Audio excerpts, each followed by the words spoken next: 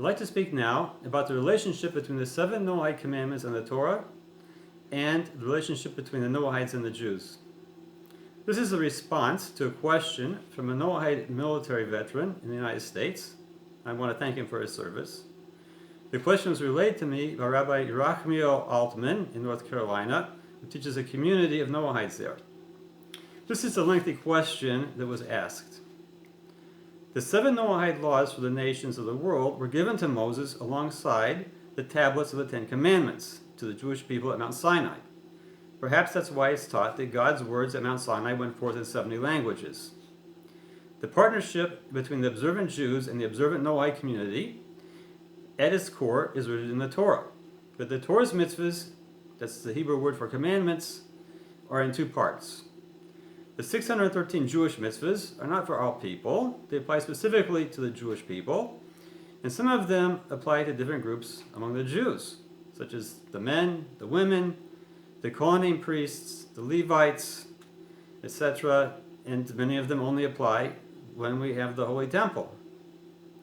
And separately, for the Gentiles, which is all the non-Jews in the world, there are the general 7 Noahide commandments, and all the obligations and prohibitions that branch off from them.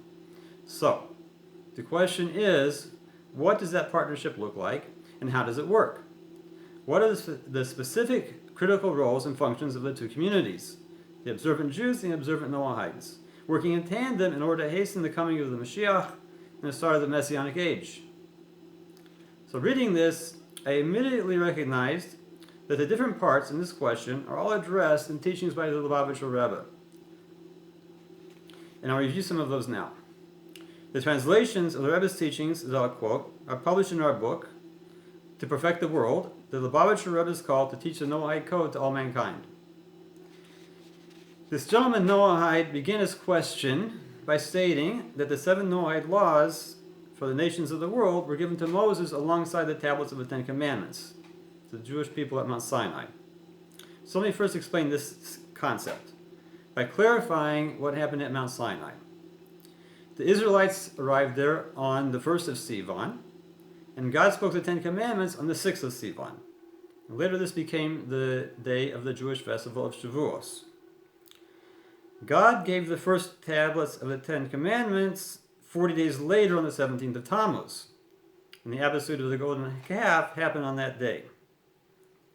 Then God gave the second set of tablets 81 days after that on the 10th of Tishrei, which became the date of Yom Kippur. Now, the classical commentary Baal HaTurim notes on the verse of Exodus 20:14 that the 10 Commandments have 620 Hebrew letters, which correspond to the 613 mitzvos for the Jews and the 7 mitzvos for the Noahides. 613 plus 7 equals 620. So this is teaching us that there's an implicit connection between the tablets of the 10 Commandments and the 7 Noahide laws. This Noahide next stated that perhaps that's why it's taught that God's words at Mount Sinai went forth in 70 languages. What's the source that he's referring to? It's written in Deuteronomy 5:18 that the 10 Commandments were, quote, a great voice that did not cease. The Midrash in Exodus Rabbah says that the voice of God was called great because it went forth and divided into 7 voices, which were divided into 70 languages. This was a very great miracle, but why was this necessary? God doesn't do miracles for no purpose. There must have been a specific reason. So when we talk about the giving of the 10 Commandments, what makes those 10 so special? Obviously, they were spoken openly by God to the entire Jewish people.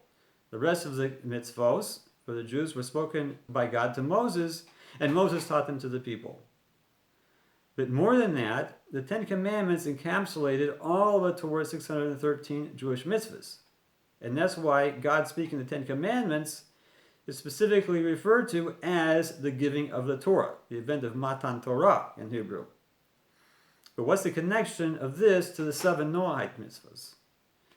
And this is what the Lubavitcher Rebbe explained about that. In order that we won't regard the mitzvahs for the Gentiles as being peripheral and unrelated to the giving of the Torah. The Torah states that it was given in a great voice that did not cease. And the Midrash explains that this voice of God was divided into 70 languages. The phrase 70 languages is a reference to the 70 biblical Gentile nations, which all the Gentiles are descended from them. So even the mitzvahs for the Gentiles are stemming from God's great voice at the giving of the Torah. Therefore, when the Gentiles observe their 7 mitzvahs, they also, like the Jews, need to base their observance on the Torah being given by God. They should observe their code of divine laws, not only because God commanded it, and certainly not only because it's rationally necessary to have these laws, but also because of the fact that God commanded those laws as part of the Torah of Moses. And God informed the Jewish people through Moses that the Gentiles should follow these 7 laws as their mitzvahs. The questioner said next, the partnership between the observant Jews and the observant Noahide community at its core is the Torah, and this means the written Torah and the oral Torah. But the Torah's mitzvot are divided into 2 parts. There's the 613 Jewish mitzvahs, which apply specifically to the Jews, and there are the 7 Noahide mitzvahs that apply to all the Gentiles in the world. So this question is, what does this partnership look like, and how does it work?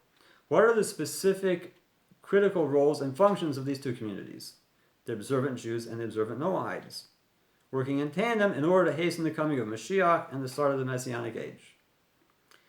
I'd like to describe this as 3 aspects within the relationship between the Jewish people and the Gentiles. In the first aspect, there's a basic relationship commanded by God, that's stated by Maimonides, who's known as Rambam, Rabbi Moshe ben Maimon, in his work Mishnah Torah in the section Laws of Kings 8:10. He gives the ruling that Moses was commanded by the Almighty to compel all the inhabitants of the world to accept the commandments given to Noah's descendants. The classical commentator Tosafos Yom Tov wrote that this should be done through verbal persuasion to draw their hearts to follow the will of the Creator. Now, although this obligation was commanded to all Jews in general, the Rebbe explained that it should be put into practice by Jews who are setting a correct example by living a Torah-observant life. And by doing so, this will hasten the coming of the Mashiach and the Messianic redemption. In the second aspect of the relationship, we note that when a Jew selflessly promotes the Noahide code to Gentiles, the Gentiles will see that the Jew is sincerely concerned with all dimensions of their well-being. How is this? It's because this observance will bring the Gentile to receive reward from God, both in this world and to merit life in the world to come. Then, in appreciation, the Gentile will naturally reciprocate with goodness and friendship. This positive relationship happens to be an antidote for the specter of the resurgence of anti-Semitism in the world. God forbid. As the Rebbe explained, we see that the Gentile's response when he feels that a Jew has done him a favor without having any thought of receiving a reward, not just a physical favor, but as a spiritual favor. By revealing and explaining to the Gentile what's his role in settling the world. Like it says in Isaiah 45:18, that God formed it to be settled. This means that the world was formed by God so it should run in a settled way, through the Gentiles adhering to their Noahide code. So then the Gentile will surely reciprocate in kind to this assistance. As is written in Proverbs 27:19, as water reflects a face to face, so too is reflected what's in a person's heart back to him by another person. The third aspect of the relationship is the positive impact that this will have on all Jews and all Gentiles, and on the condition of the whole world, as more Gentiles become observant Noahides. They in turn will promote the Noahide code to even more Gentiles. So this brings the world to a more civilized condition. in which people are basing their conduct on the foundations of justice and righteousness. So this is going to be an increasing rectification and improvement of society. Resulting from this will be the benefit for all members of society, both the Jews and the Gentiles. So the Lubavitch Rebbe states that the Noahide code ought to be promoted by Gentiles in a way that they in turn will influence their friends in their environment in the spirit. The creator of the universe commands the Gentiles to adhere to the Noahide code and to influence those in their environment to also abide by it. So God has surely endowed them with the ability to accomplish this. It only depends upon the person's willpower and upon his feelings of a desire to make his position of influence effective to the maximum potential. The true task and mission and the source of happiness of Gentiles is, although officially they have different roles in their lives, but in the core, as they're being created by God, it's to use their influence wherever possible to influence others to adhere to the Noahide code. And this civilizes society, and it will ensure peace in their cities, in their states, in their nations, and the whole world. So thus, peace can already be achieved in the world with Gentiles assisting one another in all areas relating to maintaining their civilized societies.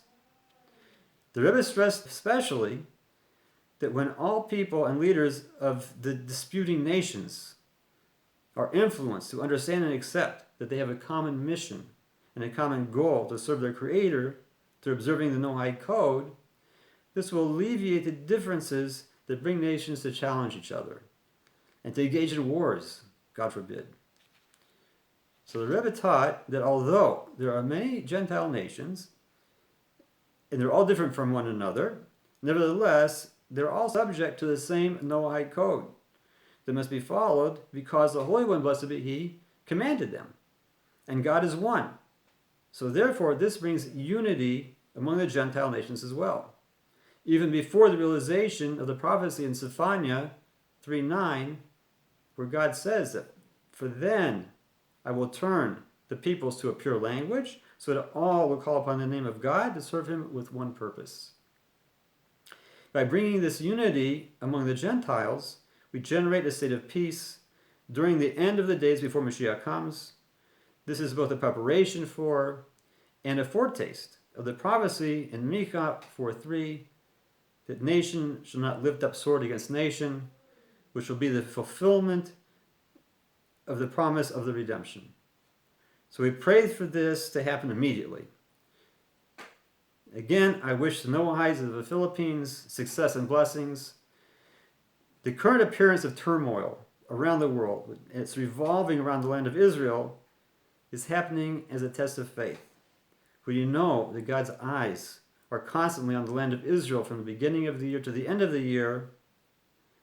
The way to pass this test and to show God your faith is to have fear only of God and nothing else, to trust in Him and hold fast to your commandments, and to know that everything that God does is for the best.